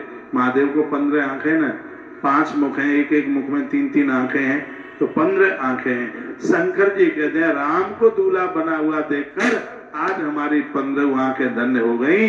आज भगवान कन्हैया को, सालराम भगवान को दूल्हा बना हुआ देख करके हमारी और आपकी आंखें भी धन्य धन्य हो जाएंगी। आप वृंदावन में कहीं किसी भी कोने, होटल, धर्मशालाओं में कहीं भी आप रुके हैं, शाम को 7 बजे तुलसी वन आश्रम पहुंचिए और भगवान के विवाह उत्सव का आनंद भी लीजिए, भगवान का दर्शन भी कीजिए, कन्या पूजन कीजिए, वंदन प्रणाम कीजिए और अपने आप का कल्याण कीजिए। कल की समापन की कथा है, तो कल यज्ञ भी है, कल भंडारा भी है, कल गंगा अर्चन भी है। तो कल की जितनी भी सेवाएं हैं पूजा पाठ की, भंडारे की, उसमें 2100 रुपए का सेव बस उसमें रखा गया है। और मैं ये कहना चाहूंगा, पूरा 1 महीने का जिनका भंडारा चला है, कल उसका संकल्प होगा। 11,000 रुपया पूरे महीने भर के भंडारे के लिए गए हैं। अभी भी आप उसमें सेव करोगे, चाहे आप टीवी में सुन रहे हैं, चाहे सामने सुन रहे हैं, आपका नाम गोत्र उच्चारण करके यही उसमें उच्चारण किया जाएगा। 17 तारीख से जब से कार्तिक आरंभ हुआ है तब से लेके आज तक इस आश्रम में भंडारे चले हैं, लोगों ने प्रसाद लिया, उसका पुण्य इन मान भावों के खाते में जावे तो वो जाएगा। तो यदि आपको लोड नहीं पड़ता है तो उसमें भी आप जरूर सहयोग करें। कई लाखों रुपए प्रत्येक महीने का भंडारे का खर्चा है, वो आप देख ही रहे हैं। और यहाँ ये सब काम बड़ी श्रद्धा के साथ हो रहा है। कोई भी आता है, कहीं से भी आता है, तुलसी वन आश्रम से भूखा नहीं जाता है। ये यहाँ संकल्प हम ले रखे हैं कि यहाँ से कोई भूखा तो नहीं जाएगा। कोरोना काल में तो बड़े बड़े काम इस आश्रम के द्वारा हुए हैं, क्या बताऊं, टीवी पर आप देखते ही रहे होंगे। तो आप उसमें भी आप सहयोग कर सकते हैं, चावलों में आप सहयोग कर सकते हैं। मैं तो कहूँगा सीधे सामान रसोई का भी आप पहुंचा सकते हैं। दाल है, चावल, चीनी है, ये सीधे बाजार में से टेम्पो लोड करा के सीधा भी। और ऐसा तो है नहीं कि आश्रम में आने वाली चीज बेचने के लिए, बिकने के लिए चली जाए, ऐसा तो नहीं हो सकता। तो आप सीधा सामान भी, आप पैसे भी देंगे, उसका भी सामान आएगा। बस रिफाइंड मत लाना, क्योंकि आश्रम में रिफाइंड चलती नहीं, तिल का तेल चल जाता है, मूंगफली का तेल चल जाता है, सरसों का तेल चल जाता है, रिफाइंड नहीं चलती। एक बड़ी अद्भुत सेवा है आश्रम की, हर महीने में दोनों द्वादशी, अमावस्या और पूर्णिमा 4 भंडारे हर महीने में विशेष रूप से नाम संकल्प के साथ, जिसमें एकादशी के उद्यापन का फल मिल जाता है 3 साल, यदि ऐसा हो जाए तो 3 साल के लिए इन चारों भंडारों के लिए हर महीने में लगभग 1 साल में 48-50 भंडारे होते हैं। तो कभी अधिक मास बढ़ जाता है तो 50 तो हो ही जाते हैं। तो 50 भंडारों का एक साथ न हो तो 6 महीने के लिए 2500 रुपया और 1 साल के लिए आप इसमें सहयोग करते हुए 5,51 रुपए का सहयोग करते हुए ये सौभाग्य आप कमा लें। बहुत बहुत धन्यवाद। जो भी आप सहयोग करें, नीचे आश्रम का कार्यालय वहां पहुंचे, जो जबलपुर के जजमान बने और उनके पास यदि रसीद है तो मेरे पास आप पहुंचना। वहां का अद्भुत सिद्ध कलश आपके हाथ में होगा, जैसे अपने घर लेकर के जाइएगा। जो श्री गया जी के जजमान बने और वहां की पोथी की शिल्प यदि आपके पास में है, उसे लेके मेरे पास आइए। पूज्य श्री डोंगरे जी महाराज जी की भागवत उन्हें प्रसाद रूप में दी जा रही है, अपना प्रसाद लेके जाइए। जो पुष्कर के जजमान बने हैं, भागवत जी के जजमान, यदि आपके पास में उसकी शिल्प है सहयोग करने वाली, तो इतनी मोटी भागवत जिसका नाम है भागवत सुधा, बहुत अद्भुत है, प्रसाद रूप में प्राप्त हो रही है, उसे आप लेके जाइए। किसी भी प्रकार का आप सहयोग कर रहे हैं, यहाँ से गौ माता का शुद्ध देसी घी मिल रहा है। 2 मुखी रुद्राक्ष एक्सीडेंट को रोक दे, गाड़ी को टकराने न दे। 3 मुखी रुद्राक्ष बच्चों की विद्या पढ़ाई के लिए। 4 मुखी रुद्राक्ष गर्भिणी नारी के गर्भ में बच्चे की रक्षा हो। 5 मुखी रुद्राक्ष शरीर निरोगी बना रहे। 5 मुखी रुद्राक्ष पहनने से प्रत्येक दिन चातुर्मास व्रत करने का फल प्राप्त होता है। यदि नियम के साथ में इनको पहन लिया जाए तो धरती स्वर्ग बन जाता है। तुलसी और रुद्राक्ष की इतनी बड़ी महिमा है। तुलसी भी पहनी है, रुद्राक्ष भी पहनी है। हम लोग तुलसी भी पहने हैं और रुद्राक्ष भी पहने हैं। मेरे गले में दोनों चीजें। तो 6 मुखी रुद्राक्ष युवाओं को भटकने न दे। जितने भी जवान बच्चे हैं शादी के लायक हो रहे हैं तो उनके लिए उनके गले में 6 मुखी रुद्राक्ष, ना तो कोई लड़की लड़के के ऊपर, ना कोई लड़का किसी बेटी के ऊपर अपना अधिकार नहीं जमा सकता, क्योंकि इस रुद्राक्ष के मालिक स्वयं भगवान कार्तिकेय हैं। तो ये बड़ा अद्भुत है 6 मुखी रुद्राक्ष, जिसके प्रति मेरी भारी श्रद्धा है। 7 मुखी रुद्राक्ष घोर गरीबी का नाश करता है, फैल व्यापार इत्यादि को जोर दे देता है, लोगों की दरिद्रता कंगाली खत्म हो जाती है। 7 मुखी रुद्राक्ष का प्रभाव ऐसा नहीं है कि पैसा कोई बक्सा भर के पटक के चला जाएगा, नहीं, तो फिर पैसा कहां से आएगा? काम खुल जाएंगे, धन आने के रास्ते खुल जाएंगे। इतनी बड़ी महिमा। सूर्य चक्र दिया जा रहा है, गोपी चंदन दिया जा रहा है, गोपी चंदन की बड़ी महिमा है। पूर्व में हम ये सब बोल चुके हैं। तो आरती के बाद में जो बहन भाई लोग संतान नारियल के लिए आए हैं, व्यासपीठ तक उन्हें पहुंचने का मौका मिलेगा। यहाँ से संतान नारियल उन्हें दिया जाएगा। संतान नारियल का करना क्या है 1 मिनट में वो भी मैं आपको बता देता हूँ। 2 फल लेकर के ऊपर आएंगे, दोनों फल और नारियल के द्वारा आपकी झोली भरी जाएगी। ये नारियल है, पूजा में रखना है, अपने मोबाइल में रिकॉर्ड कर ले। ये नारियल है, वह आपको पूजा में रखना है। यहाँ से सिद्ध नारियल है पूजा में, उसमें आपको कुछ भी नहीं करना, बस अपनी पूजा में रखना है। और सुबह ठाकुर जी को नहा धो के पीले कपड़े पहनकर पटाखे ऊपर उन्हें बिठाइए। एक कटोरी में गौ माता का कच्चा दूध रख लो, हो तो नहीं तो गंगाजल रख लो, वो भी नहीं तो पानी रख लो। बैजंत या तुलसी की माला पर इस गोपाल संतान बीज मंत्र का जप होगा, कम से कम 1 माला। वो मंत्र मैं आपको बता देता हूँ। उसको जपने के तत्पश्चात पति और पत्नी दोनों उस दूध को या पानी जो भी कुछ है उसको आधा आधा पी लीजिए। पति कहीं बाहर है तो पत्नी उसको पिए, तो इससे बड़ा आनंद होगा। और जब संतान जन्म ले ले तब सूतक पात्र सब हट जाए, तब इस नारियल को किसी बहती हुई नदी में जाकर के ठंडा कर दीजिए, विसर्जित कर दीजिए, आनंद हो जाएगा। मंत्र कौन सा है वो मैं सुना रहा हूँ। ओम क्लीम कृष्णाय गोविंदाय गोपी जन वल्लभाय स्वाहा। ओम क्लीम कृष्णाय गोविंदाय गोपी जन वल्लभाय स्वाहा। ओम क्लीम कृष्णाय गोविंदाय गोपी जन वल्लभाय स्वाहा। यह है संतान गोपाल बीज मंत्र है। आप श्रद्धा के साथ करेंगे, बिल्कुल सत्य है। और आपने बहुत बार टीवी पर भी देखा है, लोग अपनी अपनी प्रतिक्रिया आके देते हैं। हमारे यहाँ संतान नहीं थी, इतने वर्ष के बाद बच्चा हुआ, तो ये बोलते हैं। तो इनको सबसे पहले हमने जब ये कथा करी, मुझे आज भी ध्यान है, हमने 83 नारियल दिए, 108 रखे थे नारियल। इतने लेने वाले नहीं थे तो 1000 भी कम पड़ जाए। ये शुरू की बात है। 108 नारियल रखे थे, उसमें 83 नारियल बहनों को दिए गए। आप विश्वास करें, पहले ही साल में 83 नारियल में से 29 बहनों को संतान हुई, जिसमें एक बहन को तो 24 साल के बाद में बेटा हुआ। जयपुर में, बेवर में, यूपी में एक जगह पड़ती है, काफी बहनों को जोड़वी संतान हुई है, ट्विंस। बड़ा प्रभाव है इस नारियल का, इसके प्रति मेरी बड़ी श्रद्धा है। तो अभी आरती के बाद यदि कोई बहन है, वही आएंगी जिनकी गोद भरी जाएगी। ये नहीं कि सास या माँ आवे उसकी, तो वो नहीं है। बहुत बहुत धन्यवाद। आज भी कथा से आप पूरा जुड़े। जो भी आप सहयोग कर रहे हैं, यहाँ से कोई न कोई प्रसाद तो दिया ही जा रहा है। उनकी वैल्यू समझिए। ये सब चीजें बाजार में मिल जाती हैं, लेकिन मंत्र नहीं मिलते, वो क्रिया नहीं मिलती जो सिद्धि की जाती है इसमें, उसी का तो महत्व है। जयपुर से मंदिर के लिए प्रतिमा लाई गई है, तब वो प्रभावशाली नहीं है। जब उसको पूजा करके वास दे करके आचार्यों के द्वारा मंदिर में प्राण प्रतिष्ठित कर दी जाती है, तब उसका प्रभाव होता है।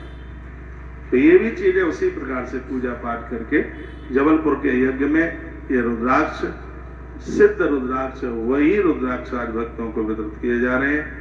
बहुत बहुत धन्यवाद आप सभी का। आज पूरे समय तक कथा में जुड़े रहे। अब आरती के लिए सब अपनी अपनी जगह खड़े हो जाएंगे। इस कथा के कुछ यजमान लोग हैं, वह आरती के लिए ऊपर आ जाएं। आप में जितने भी मान भावों ने गौ माता को सहयोग किया, गौशाला को सहयोग किया, सुन लीजिए, उनके लिए 12 ज्योतिर्लिंगों का स्मृति चिन्ह, गौ माता की चुनरी, ये सब प्रसाद रूप में उन्हें ये प्राप्त हो रही है। वह भी आप लेके जाएं। सभी भक्तों के लिए भोजन की व्यवस्था है। आप कहीं भी रुके हैं, बिना भोजन प्रसाद के आप नहीं जाएंगे। नगद पैसा किसी के हाथ में नहीं देंगे। छोटे सहयोग है तो नीचे हुंडी पात्र रखा है, अक्षय पात्र रखा है, और छोटे सहयोग आप यहाँ व्यासपीठ पर भी आके चढ़ा सकते हैं। व्यासपीठ पर आपको ये लगता है कि हमारा सीधा हरा चारा गौ माता के पेट में जाए, तो उसके लिए मैं हमेशा के लिए बोलता हूँ, एक तो नीचे रखा हुआ हुंडी पात्र और एक व्यासपीठ पर चढ़ा हुआ पैसा, ये किसी बिल्डिंग के निर्माण में नहीं, ये गौ माता के हरे चारे के ऊपर ही खर्च होता है। कभी भी जहां भी मेरी कथा होती है और आप आते हैं और आपको लगे कि आज हमें सीधे हरा चारा गौ माता के पेट में ही पहुंचाना है, तो उसके लिए या तो व्यासपीठ पर पहुंचकर आप चढ़ाते हैं या आप दान पात्र में सहयोग करते हैं। इसको निर्माण में नहीं, इसको गौ माता के भोजन के ऊपर ही खर्च किया जाता है। इसकी वीडियो YouTube चैनल पर डाल दी गई है। तो भगवान बजरंगबली हनुमंतलाल जी के 12 नाम जब आप लेते हैं और यह 12 नाम कब कौन से समय पर क्या आपको फायदा देते हैं, भोर में जगते समय 12 नाम लोगे तो दीर्घायु लंबी उम्र होगी। पूजा के समय में 12 नाम लोगे तो इसके द्वारा इष्ट दर्शन हो जाएगा, भगवान का दर्शन हो जाएगा। दोपहर के समय में यह नाम लोगे आपका कारोबार फेल नहीं होगा, लक्ष्मी की प्राप्ति होगी, आपके पास धन चल के आएगा। दोपहर के समय में ये 12 नाम लोगे तो इसका मतलब है दुकान का शटर उठाओ, अंदर प्रवेश करो तो एक दिया जलाओ। जहां भी आपने आले में कोई भगवान बैठाए, ये नियम बना लीजिए, ग्राहक से भी मुस्कुराते हुए पहले दिया जलाइए। 1.5 मिनट के लिए हाथ जोड़कर हनुमान जी के 12 नाम, ये 12 नाम लीजिए। इसका ये प्रभाव होगा, आपका व्यापार फेल नहीं होगा, आपका कारोबार बहुत बढ़िया तरह से ढंग से चलेगा। दोपहर के समय में ये कीजिए। सफेद कौड़ी रखिए अपनी दुकान में, जहां आपने भगवान बैठाए गले में रखिए, पूजा में रखिए। नहीं है कौड़ी तो हमसे ले जाइए। बच्चों के कमरे में पीली कौड़ी रखिए, ठीक है।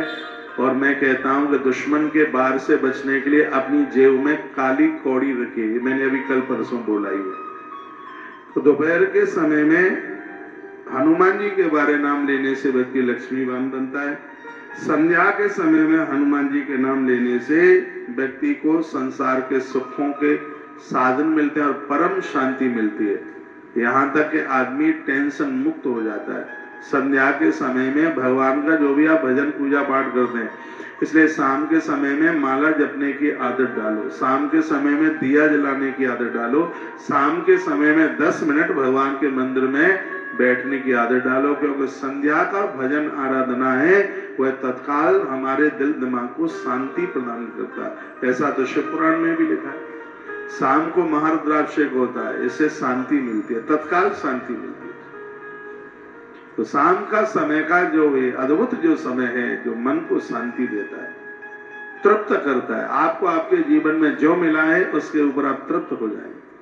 नहीं तो प्राय लोग अभाव में ही जीते हैं, कहते हैं हमें ये नहीं मिला, ये नहीं मिला, ये नहीं मिला, ये नहीं मिला, और सब कुछ मिलते हुए भी बड़ी चिंता ग्रस्त हो रहे हैं। तो 100 बातों की बात है कि शाम के समय हनुमान जी के 12 नाम लोगे तो चिंता मुक्त हो जाओगे, चिंतन के साथ जियोगे, किसी भी प्रकार की चिंता ही नहीं रहेगी। अब बात रही रात्रि को सोते समय, जिस समय आप बिस्तर पर पहुंच गए हैं, उस समय आपने हनुमान जी के 12 नाम लिए तो आप शत्रु को पराजित कर दोगे। शत्रु का कोई बार आपके ऊपर नहीं होगा, तो आपसे परास्त होगा। शत्रु बाहर का आदमी तो है ही, लेकिन अंदर की ओर शत्रु है। कौन है? काम है, क्रोध है, लोभ है, मोह है, मद मत्सर। जो रात्रि को सोते समय हनुमान जी के 12 नाम लेते हैं, उन्हें रात में गलत सपना नहीं आता।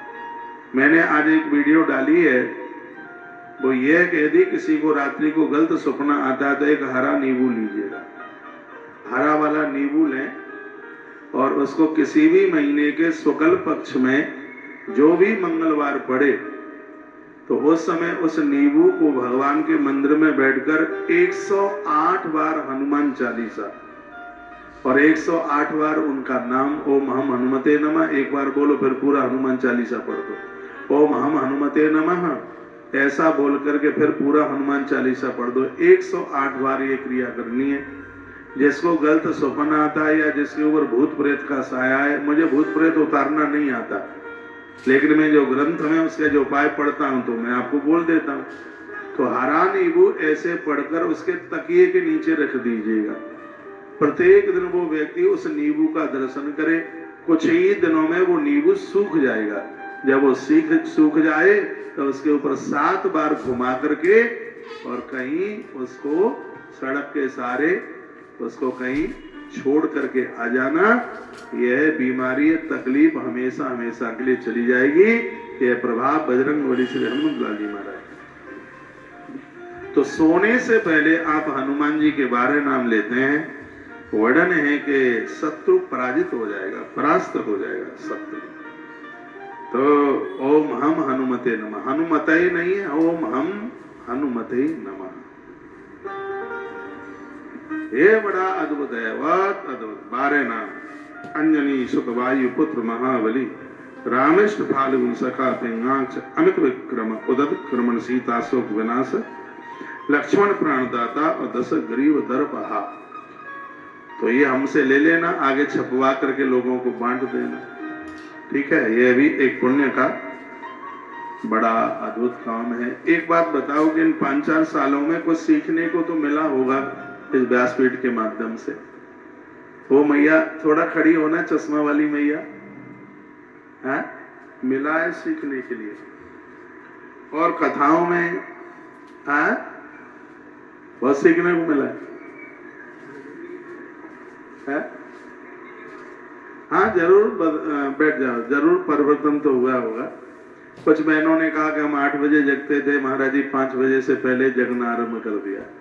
जब से कथा सुनिए तब से पता लगा है कि सास का कितना महत्व होता है। ये बहनें आती बोलती, तो फिर हमें लगता है कि हमें इन कथाओं की बहुत बड़ी दक्षिणा इस देश से मिली है, इस धरती से मिली। हम बदलेंगे तो देश बदल ही जाएगा। पूज्य आचार्य श्री राम शर्मा जी कहते थे, गायत्री परिवार की स्थापना जिनके द्वारा, वो बड़ा अद्भुत महापुरुष। तो कहते थे कि तुम बदलो तो पूरा देश बदलेगा, तुम जिधर चलो पूरी दुनिया तुम्हारे पीछे पीछे चलेगी। युग परिवर्तक जिन्होंने युग को बदला, जिसमें लोगों को पता चला कि गायत्री मां क्या है, कैसे अद्भुत काम किया। आज भी हरिद्वार में जाइए, शांति कुंज का बड़ा बोलबाला, खुशबू आती है वहां पर, पता लगता है कि हम मां गायत्री के आसपास से कहीं से निकले। ये देश में ऐसे बहुत महापुरुष हैं जिन्होंने इस देश दुनिया को इतना कुछ दिया है, जिनके ऋण से हम कभी मुक्त नहीं हो सकते। जब भी कभी आप तीर्थों में जाते, मंदिर में तो आप जाते ही हैं, इन महान भावों के, इन महापुरुषों के, इन गुरुजन संत जनों के द्वारा निर्मित मंदिर हैं, आश्रम हैं, वहां भी उनके दर्शन करने के लिए जाए। इनकी तपस्या, इनकी साधना है। भैया घर में 4 लोगों का भोजन नहीं चलता, हजारों लोग भोजन कर रहे हैं, हजारों लोगों का परिवार चल रहा है, तो कोई ऐसे ही हो जाता है? उनके पास में तप है, और यह तप ही हमारे अपराधों को नष्ट कर देता है। संत दर्श जिमि पातक है। महापुरुषों का दर्शन करने मात्र से पातक जल जाते हैं। एक ऐसी कथा सुनाई जा रही है हरिवंश पुराण में, जिसको सुनने से पुत्रेष्ट यज्ञ करने का फल प्राप्त होता है। वह पुत्रेष्ट यज्ञ होता है जिसके होने से संतान में वृद्धि होती है। आपके पास टाइम न हो तो भी थोड़ा बैठ करके इस कथा को जरूर सुनिएगा, जो इस हरिवंश पुराण की कथा में आपके बीच में सुना रहा हूं। आपकी बेटी ससुराल में है, यदि उसको संतान होने वाली है तो मन ही मन स्मरण करके आज की कथा उसके लिए समर्पित कर देना। घर में बहू है, उसको संतान होने वाली है, तो मानसिक भाव से संकल्प के साथ आज की कथा को उनके लिए आप समर्पित कर देना। यह कथा हर प्रकार से जीवन के द्वंद्व मिटा देती है, जीवन को आनंद से भर देती है।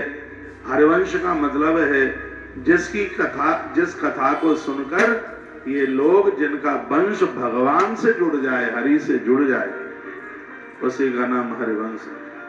हरिवंश का अर्थ है कि जिनके संपूर्ण खानदान के अपराधों का हरण जिसने कर लिया।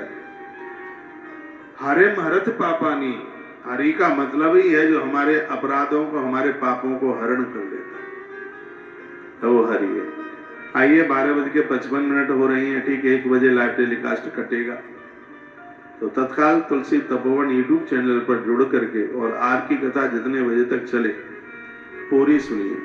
शाम को 7 बजे से लेकर के 10 बजे तक यही कथा जो दिन में नहीं सुन पाते हैं, तुलसी मंजरी यूट्यूब चैनल पर घर का काम भी करते रहिए और 7 से 10 उस कथा को सुनते भी रहिए। रात को भी ना सुन पाए तो सुबह तुलसी मंगलवाणी यूट्यूब चैनल पर सुबह 8 बजे से लेकर के 11 बजे तक इस कथा को आप सुनिए। नहीं दिन में सुन पाए तो उस समय सुन लीजिएगा।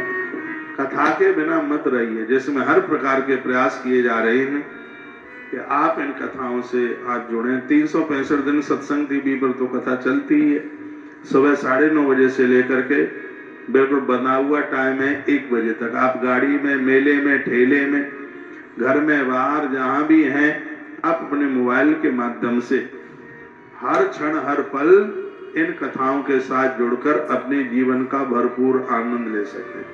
कभी भी माथे में दर्द हो, इधर उधर भटकने की जरूरत ही नहीं है। माथे में दर्द हो रहा है, क्या दवाई ले भाई कौशिक महाराज, तो उसमें 20 सूत्र निकल के आ जाएंगे। माथे में दर्द हो रहा है तो कैसे ठीक होगा, तो उसमें एक ये भी आ जाएगा कि रात्रि में 1 सेब वो उसमें रख दो, सुबह पहुंचकर उसके 4 भाग कर दो, नीचे का पैना जुड़ा रहे, काला नमक भर दो, 10 मिनट तक रखा रहने दो, 10 मिनट के बाद में उस सेब को खा लो, तो कुछ ही दिन ऐसा करोगे तो माथे का दर्द ही गायब हो जाएगा।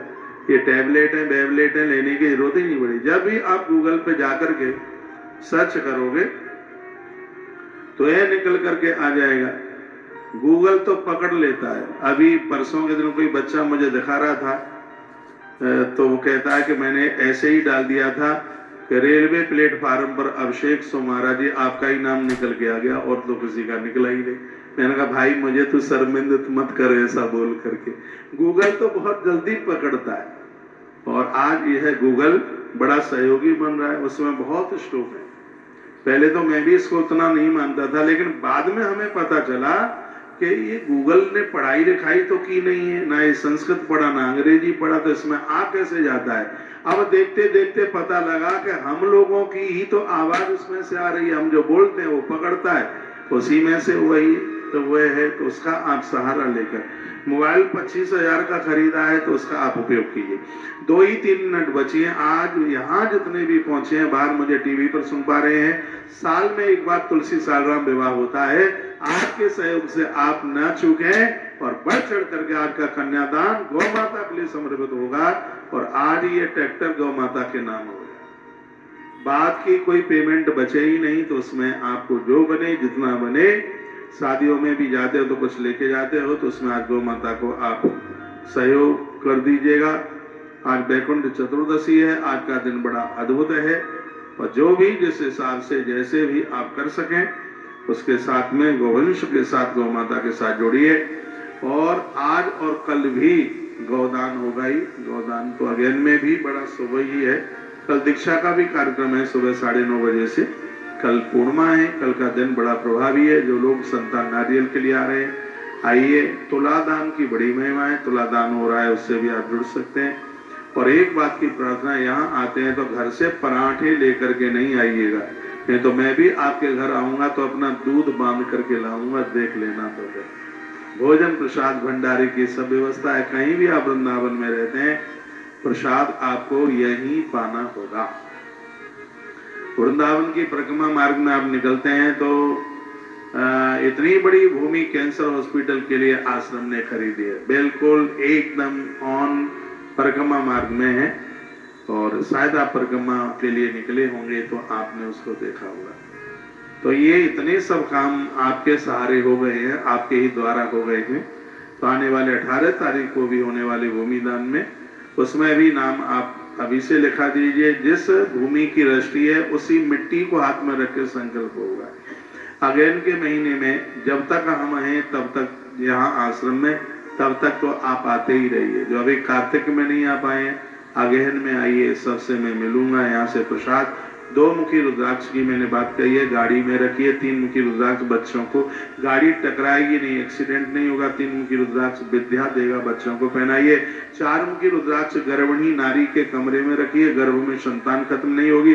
5 मुखी रुद्राक्ष हार्ट अटैक जैसी बीमारियों से दूर रखेगा। 6 मुखी रुद्राक्ष जवानों को भटकने नहीं देगा, ये अपनी राजी से शादियां नहीं करेंगे। ये 6 मुखी रुद्राक्ष की महिमा है। 7 मुखी रुद्राक्ष है, घोर गरीबी का नाश करेगा। ऐसा ये सब शिव पुराण और लिंग पुराण के अंतर्गत, और यह देवी भागवत में भी रुद्राक्ष महात्म्य का वर्णन किया गया है। तो ये सब हो रहा है। टीवी पर अद्भुत नजारा टंकी का आप देख रहे हैं। जो यहाँ तक आए एक बार गौशाला जरूर जाकर के दर्शन कीजिए। आज अद्भुत आनंद गौशाला में हो रहा है। एक बार जयकरा लगाइए, बोल बांके बिहारी लाल की जय हो, श्री हनुमान जी महाराज की जय हो। 1 बज गया है और लोग तुलसी तपोवन यूट्यूब चैनल पर जुड़ रहे हैं। और मैं 2 पंक्तियां भगवान के चरणों में समर्पित कर दूं। और मैंने तो आपको ही देख करके ही और ये पंक्तियों को बोलना चाह रहा हूं। जीवन काम करते करते निकल गया है, अब बूढ़े हो गए हैं, कुछ समय के बाद में तो पूरे ही बूढ़े हो जाएंगे। भगवान के भजन के लिए तरसते रह गए। दुनिया तो ठगनी है, माया ठगनी, माया तू ठगनी हम जानी। अब समझ में आया है कि तूने हमें कैसे लूटा है। जिंदगी भर काम करते रह गए, हर भजन को हम तरसते रह गए। आइए 2-3 पंक्तियां हैं।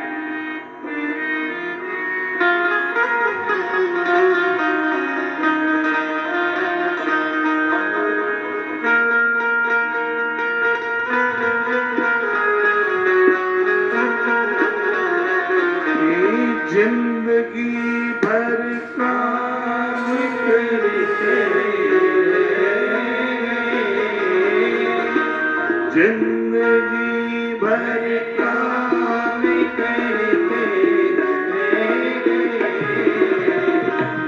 हरि भजन को तरसते, जिंदगी भर काम करते, जिंदगी भर काम करते।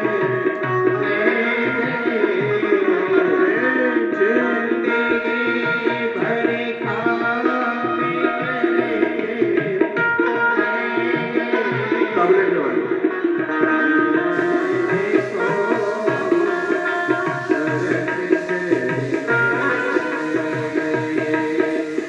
हरि भजन को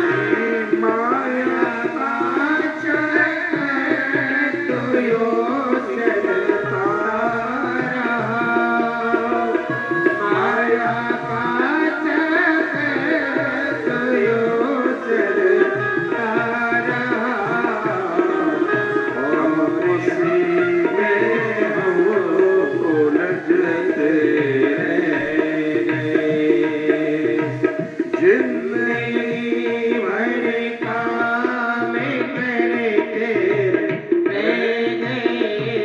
ओ जिंदगी भर काम करते रहेंगे। हर भजन को हम तरसते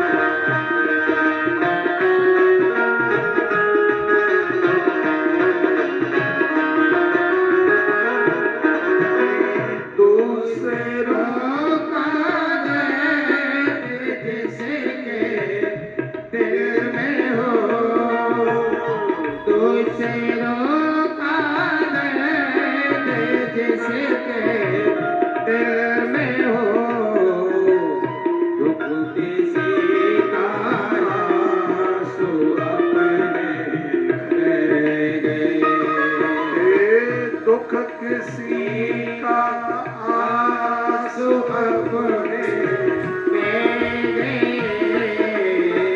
हरे भजन को हम तरसते ओ जिंदगी भर काम करते रहेंगे। जिंदगी भर काम करते रहेंगे। हरि भजन को तरसते जय हो।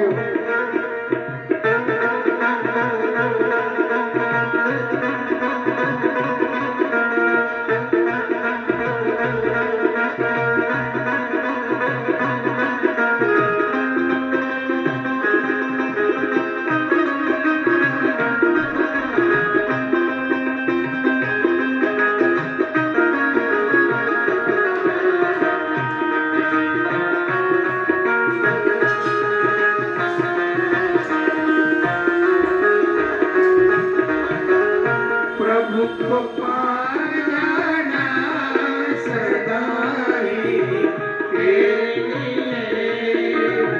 प्रभु को पाना सदा ही के लिए। कृष्ण चरणों में समर्पित हो। कृष्ण चरणों समर्पित हो। कृष्ण चरणों में समर्पित हो गए। हरि भजन को हम तरसते हर भजन को हमें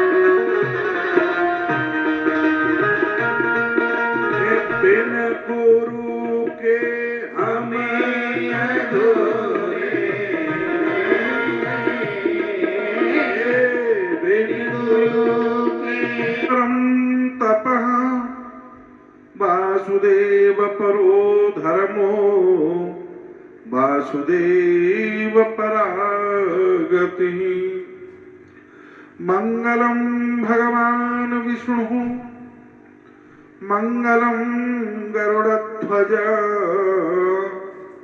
मंगलम पुंडरीकांच मंगलायस्तनो हरे।